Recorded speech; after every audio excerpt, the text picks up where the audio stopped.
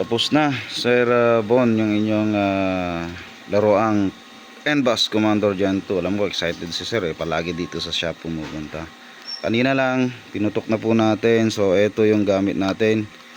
PLW mula kay Sir Robert. Diba? So, ito yung model niya, BO2.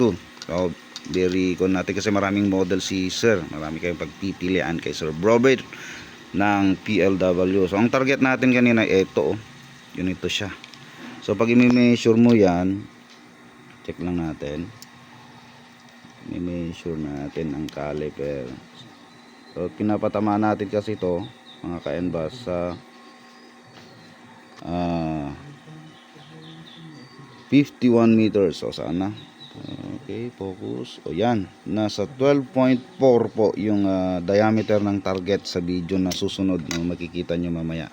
So ayan, ganyan kaliit yung tinatarget natin. Very basic na po yung target na to sa 51 meters para kay Sir Bon. Kung ganyan po yung katulis at consistent yan, sigurado po tayo madali na lang po sa 100 meters yung 1 inch plate. So ayan, pasok.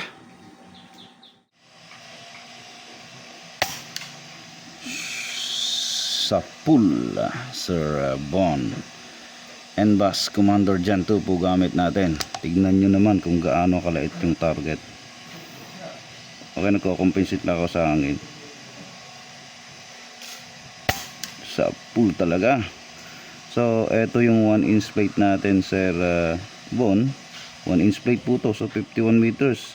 Eto, flat head. Maliit to. Mga around manata para di head size. I-alaman di head size di bolt.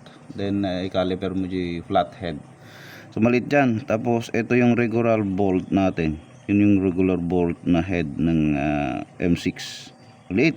So imagine 1 inch po yan. Tapos yun kaliit, napapatamaan na po. So okay na Sir Bon tong laruan na niya. Alam ko napaka-excited na po ni Sir. Excited makuha. So hangin. Subukan ulit natin. Dito tayo. Nakikita ko yung mirage. Hit pa rin. So napaka solid na. So yung isa brother. So yung dito, ilan yan bro?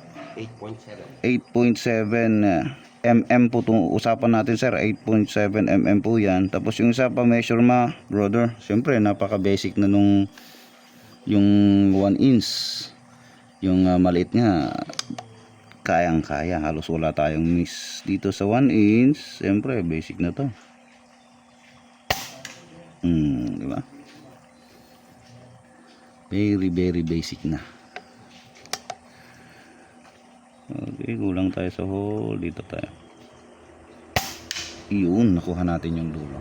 So yung eto is nasa 15 mm OD diameter itong target natin to. Ito 1 inch to. So ayan Sir Bon, okay na yung inyong laruang Commander Gen 2. Okay, mamaya susubukan natin, kakat natin yung video. Pupunta tayo dito sa 100 meters para lax lang natin para mapansin. Okay, yan 100 meters titirahin natin itong 1 inch plate na yan. 1 inch po yung number 1, 2 inch 2, 3x3, 4x4 and 5x5.